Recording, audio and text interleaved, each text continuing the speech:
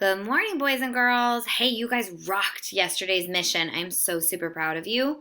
I hope you got a good night's sleep and you're ready to get going on today. So, your challenge today is to learn all about what jellyfish are. And so, you're going to do very similar to what you did yesterday. You did your morning work, you rocked it out, your fingers are ready, your brain is ready to learn.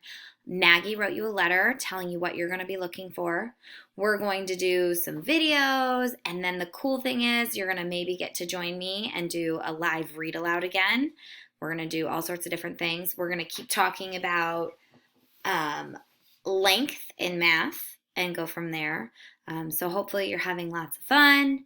Have mom or dad email me if you have questions and do your very best today. I know this is new and I know this is different and I love you all so much and you are rocking it out. So click to the next slide when you're ready and we'll get started to figure out what our mission is about jellyfish, which, might I add, are one of my favorite animals. Okay,